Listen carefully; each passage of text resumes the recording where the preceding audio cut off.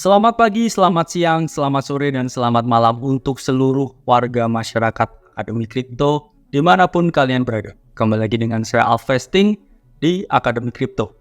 Jadi hari ini kita akan masuk salah satu modul gratis yang kita bagikan untuk seluruh masyarakat Indonesia. Jadi misi utama kami itu bukan hanya mencetak ribuan, ratusan ribu, tapi jutaan crypto trader di seluruh Indonesia. Dan ini merupakan salah satu goodwill dari kami, jadi saya dan juga Timothy dan tim di Akademi Kripto untuk menyajikan modul gratis yang akan dipahami masyarakat untuk mereka bisa trading secara independen.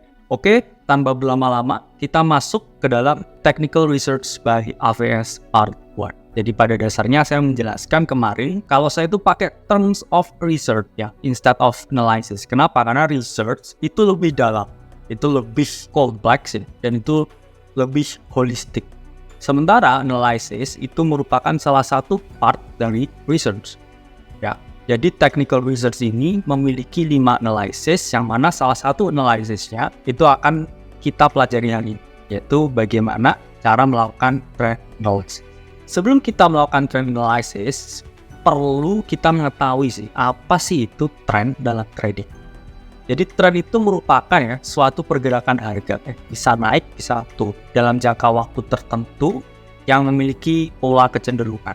Ini gimana contohnya? Misalkan 3 hari berturut-turut ini hujan, Senin hujan, Selasa hujan, Rabu hujan. Safe to say, di Kamis pagi itu saya bisa meramalkan bahwa hari ini ada probabilitas yang besar akan terjadi hujan. Jadi dari hal itu saya nggak bisa mengontrol dong, saya nggak bisa manggil Mbak Rara atau misalkan pawang hujan. Tapi dari informasi itu apa yang bisa saya lakukan?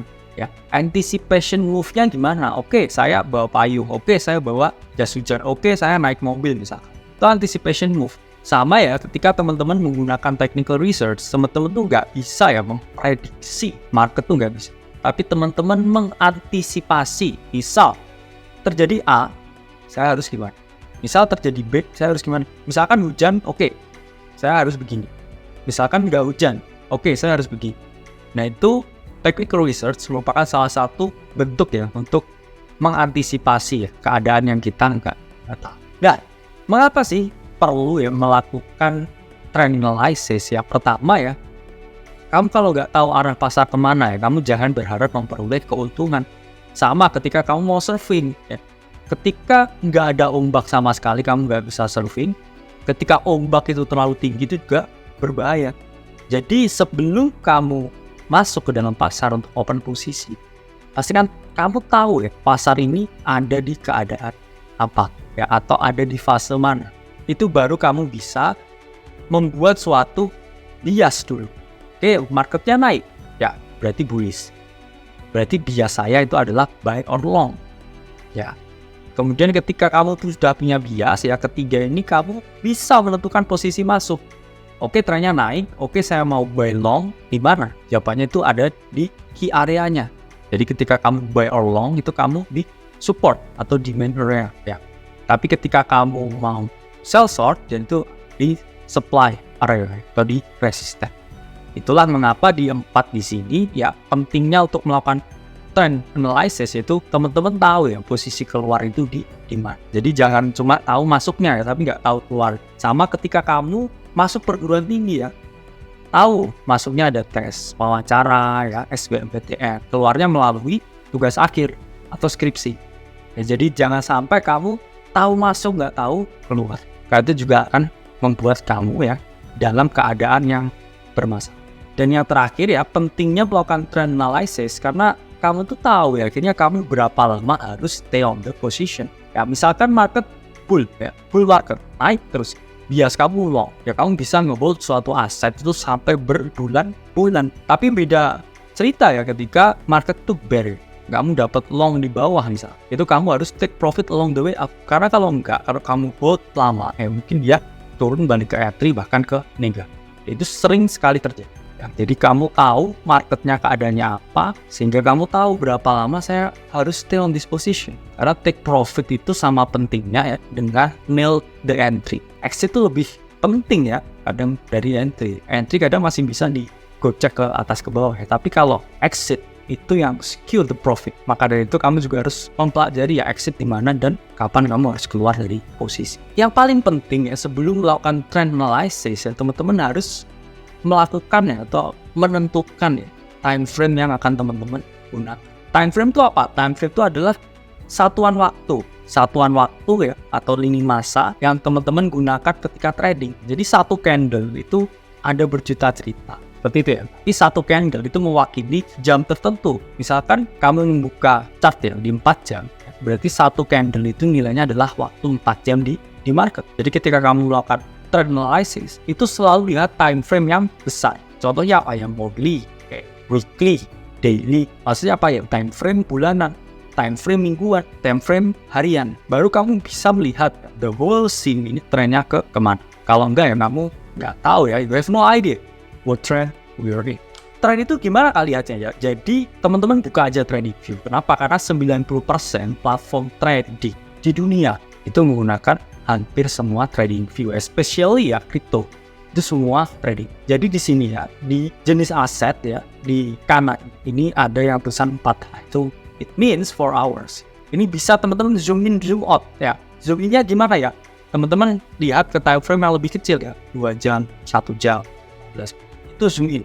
Zoom out-nya gimana kayak? Zoom out-nya teman-teman perlebar ya. Time frame-nya ke daily misal, ke weekly misal, ke monthly misal. Ya itu wujud dari teman-teman melakukan zoom out. Nah jadi satu candle ya, di sini itu nilainya 1 tahun atau 12 bulan. Karena saya melihat chart tahunan Bitcoin ya. Jadi satu candle ini 12 bulan atau 1 tahun. Jadi kita bisa hitung ya. Dari informasi ini berapa tahun nih chartnya? 1, 2, 3, 4, 5, 6. Ini adalah chart 7 tahun ya, dimampatkan ya ke dalam 7 buah candle ya. Satu candle ini nilainya 12 bulan atau 1 tahun. Pertanyaannya apakah bisa ya informasi dari sini terlihat? Itu jawabannya sangat sulit. Kenapa? Ini sama aja kamu lihat informasi ini kayak lihat Monas ya di mercusuarnya peak. Kelihatan nggak? Ya mungkin, tapi supaya saya bisa lihat lebih detail ya kamu ya harus lebih dekat lagi. Wah, contoh ya, ini chart bulanan Bitcoin. Satu ini adalah 30 hari ya, atau 1 bulan. Nah, ini mulai kelihatan ya, trennya sempat naik ya, kemudian dia sekarang lagi ini penurunan. Gimana kalau chartnya itu adalah mingguan atau weekly? Jadi riak-riaknya ini ya, ini mulai kelihatan ya, ini satu minggu. Ini adalah chart Bitcoin dari Januari sampai September 2002.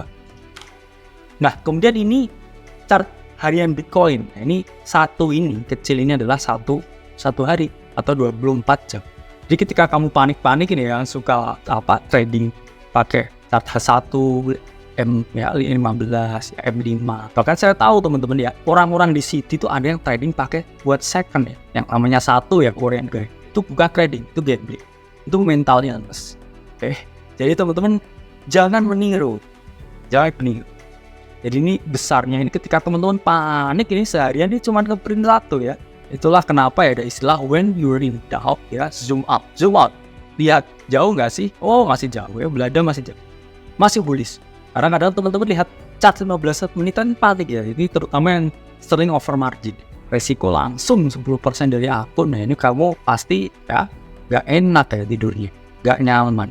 Selalu yang dilihat yang 15 ya, lihat PNL-nya gerak terus ya. Itu adalah sign bahwa kamu ya oversizing dalam trading. Nanti kita bahas. Pertanyaannya kalau Bro Advocates ini pakai time frame apa? Jadi saya itu untuk melihat trend itu saya menggunakan daily time frame, chart harian. Itu ketika saya melihat ya, ini trend ini kemana? Koin oke, naik ya harian. Terus saya lihat 4 hours untuk melihat pattern. Di situ patternnya apa? Oh bullish, patternnya apa? Ada double bottom misalkan. Oke, berarti saya bisa masuk. Selanjutnya saya melihat yang lebih kecil untuk melihat apakah ada entry trigger di sana. Itu saya pakai M15. 15 minutes chart ya. Misalkan di M15 oh ada bullish doji. Jadi saya masuk.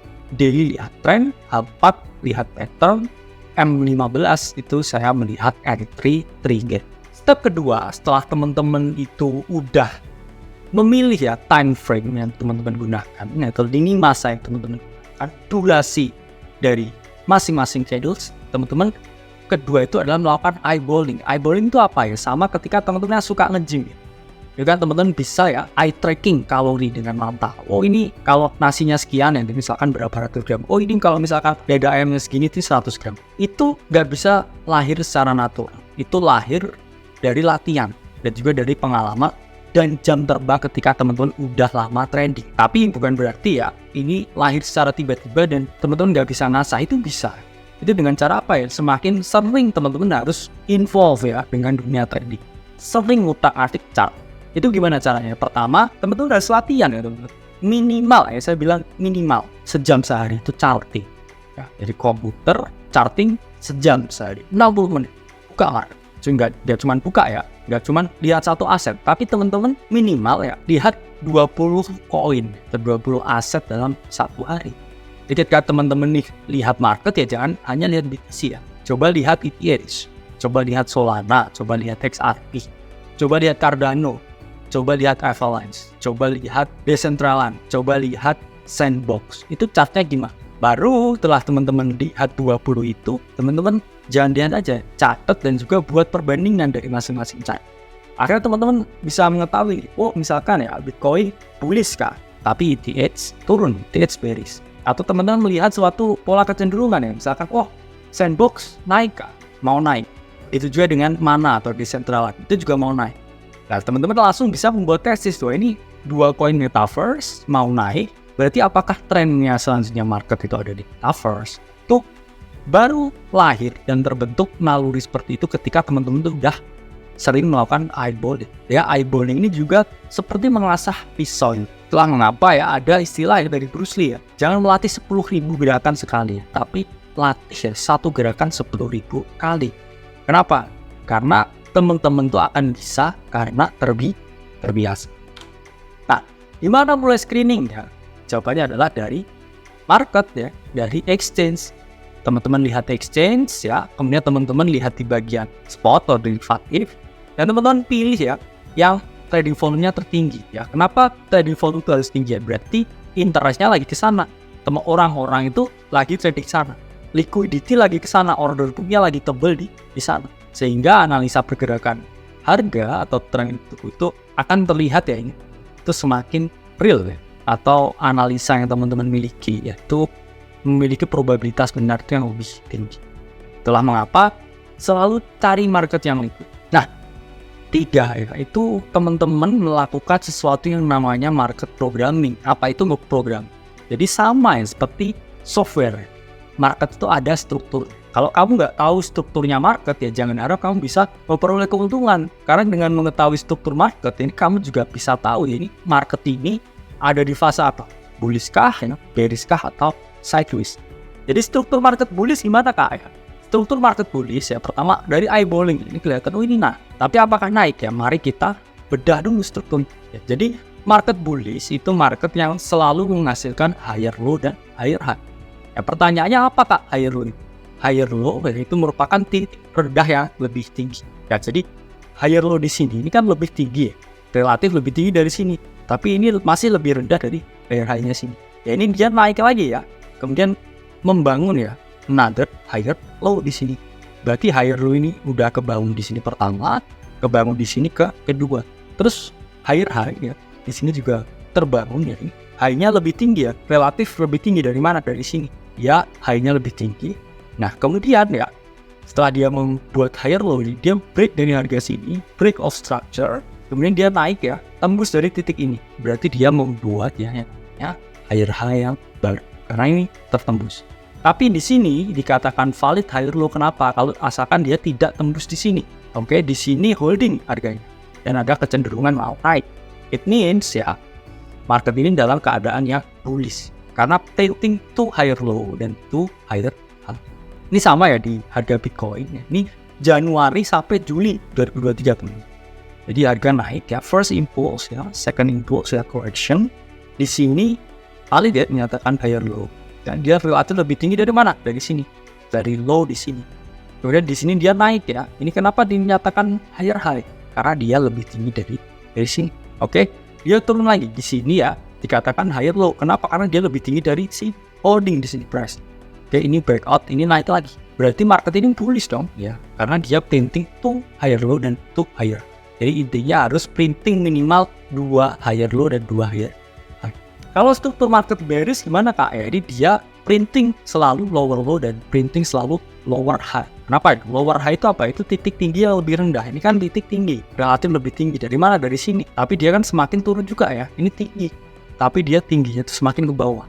Sama juga lower low ya. Ini titik rendah yang lebih rendah. Jadi titiknya udah rendah di sini. Relatif lebih rendah dari mana? Dari sini. Tapi dia juga printing another lower low di sini. Sehingga dia turun terus saja. Contohnya di Bitcoin. Ini ya, harga first impulse turun, lower low. Kemudian di sini sempat naik sedikit ya. Kemudian dia turun lagi ya. Ini another lower low. Kenapa another low ini? Karena dia lebih rendah daripada sini. Low-nya di sini lebih rendah lagi di sini. Kalau di sini lower high-nya, ini dia ya sempat membuat lower high di sini, kemudian membuat lower high di sini, tapi dia nggak break dari sini ya, nggak break dari titik ini, nggak yang naik, nggak yang reversal ke atas. Tapi dia di sini juga reject. It means ya ini dia printing another lower high. Jadi ketika teman-teman melakukan sell short di structure yang di sini di lower high. Ini untuk harga Bitcoin ya. November 2021 sampai Mei 2022. The unexpected bear market.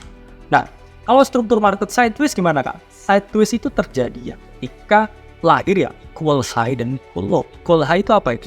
Tinggi yang sama tinggi. Jadi ingat sama tinggi.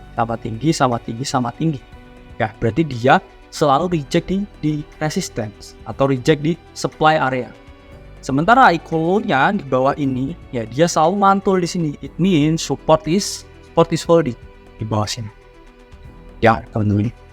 Jadi dia selalu istilahnya berkonsolidasi ya in a tight range di dalam area konsolidasi support dan resistance yang sempit. Itu adalah ciri-ciri market ini ada di sideways. Harganya nggak kemana-mana. Harganya cuma konsolidasi di situ-situ aja. Ini contohnya di chart H4. Ya, dia equal high, di sini juga equal high karena dia nggak bisa break ke atas. Sementara di sini equal low. Ya, ini pergerakan harga Bitcoin 15 Februari 2022. Di sini juga dia tetap holding. Supportnya holding terus ya dengan membentuk equal low. Market ini berarti sedang dalam fase konsolidasi atau sideways atau tidak ada trend. Keempat, teman-teman bisa gunakan dengan menggambar trendline. Jadi trendline itu apa ya? Trendline itu adalah suatu ya garis diagonal yang menarik ya minimal 2 titik. Jadi saya mengibaratkan teman-teman trendline ini seperti sebuah jembatan. Jembatan ini kan di bawah ini kan ada pilarnya. Garis diagonalnya itu apa? Ini adalah jembatannya. Bawah ini adalah titik harga ya yang menopang jembatan itu untuk tetap berdiri. Trendline sendiri ada 2, yaitu adalah uptrend trendline dan downtrend trendline. Uptrend trendline itu apa sih? Uptrend trendline itu adalah trendline ya, yang digunakan ketika harga itu mengalami kecenderungan naik atau bullish. Sementara downtrend trendline itu merupakan trendline ya yang teman-teman gunakan ya atau gambar ketika harganya itu cenderung turun. Jadi slope-nya ini positif, ketika uptrend ya slope-nya downtrend itu negatif slope atau turun. Cara gambarnya gimana Kak? Cara gambarnya gini. Ketika uptrend trendline, ya teman-teman itu selalu gambar di bawah titik harga. Kan di bawah titik harga. Oke, turun lagi di bawah titik harga. Ya, di sini juga di bawah titik harga. Kenapa Kak kok trendline ya? Yang uptrend itu di bawah titik harga. Sama analoginya ketika teman-teman naik tangga atau teman-teman lihat ubin ini atau lantai yang dilempar dulu. Ya kan cenderung matul kan di situ. Itu sama dengan uptrend trendline. Jadi ini base-nya teman. Untuk kamu naik ya di anak tangga itu base-nya itu harus ya tetap di bawah kamu. Ketika di atas kamu ya kamu nggak bisa, kamu akan terjatuh. Maka dari itu ketika teman-teman melihat trendline continuation, ini adalah potensi ya teman-teman untuk melakukan buy or long. Terus kalau breakdown trendline itu berarti dia reverse trend. Dia sudah tidak lagi bullish, tapi dia menjadi bearish. Contoh downtrend itu seperti apa? Ini seperti ini ya. Downtrend trendline ya itu seperti atap teman. Jadi kalau teman-teman lempar bola ke bawah, itu kan mantul.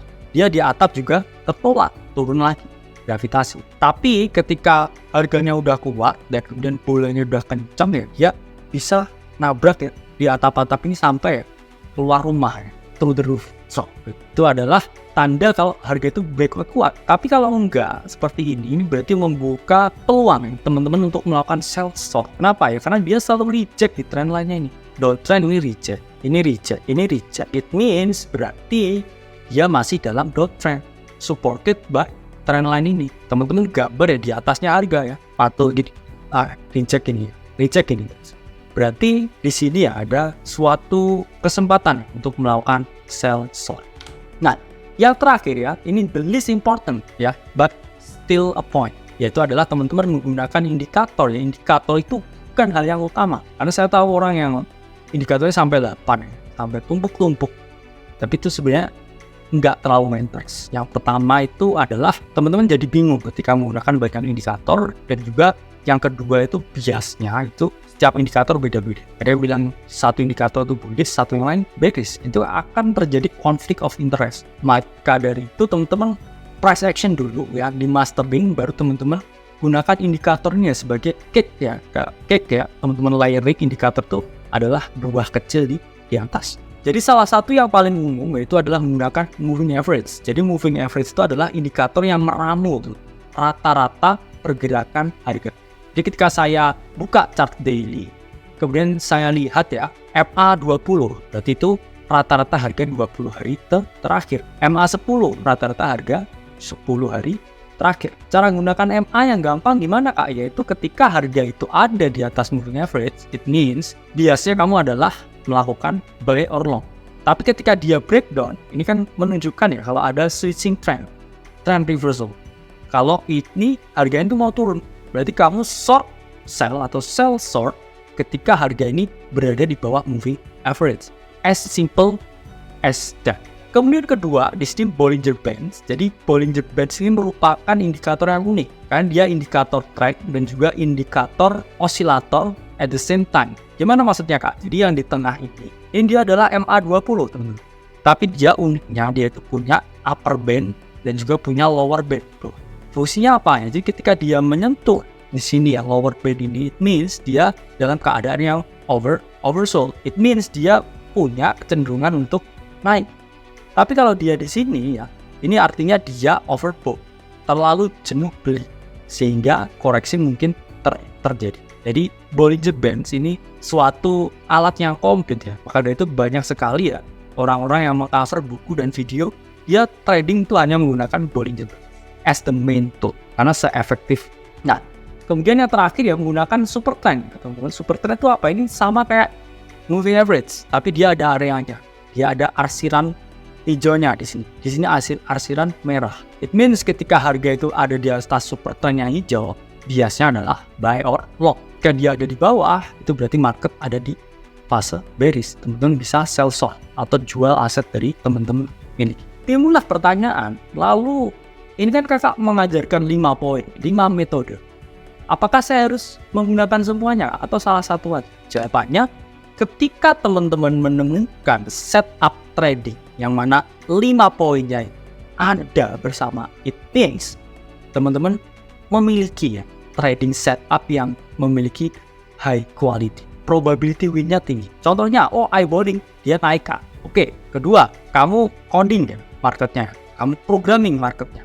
Dia membuat ya 2 lower high, membuat 2 high low. Terus kemudian saya garis trend line-nya Kak. Udah saya garis trend line-nya itu dia selalu bounce di trend line. Oke. Terus kemudian ketiga ya, dia disupport ya sama indikator. Nah, itu berarti ini adalah high confluence trade setup ya. Udah secara kasat mata dia naik ya, selalu membuat 2 higher low, kemudian trend line-nya ini juga di respect sekali, dan juga dia misalkan ada di area oversold di Bollinger Band. Ini perfect ya. Apa yang terjadi ketika di sini? Dia mantul. Apa yang terjadi ketika di sini ya? Dia respect trend line ini. Dia juga di area oversold, mantul juga. Turun juga ke sini. Dia oversold lagi di sini, dan juga trend line ini terus holding. Ya, create another higher low. Kalau kamu buka posisi di sini ya, dia naik dan kamu akan memperoleh keuntungan. Ini sama ya dengan downtrend. Jadi dia terus ya programnya yang membuat ya creating ya another lower high. Ini low, lower high, lower high. Terus dia juga respect the trend line dan terlihat secara kasat mata itu bearish, dan juga secara indikator Kak dia selalu reject di MA50, reject di MA50 tuh. Kemudian di sini reject di MA50 ya. Sama juga di trend line ini.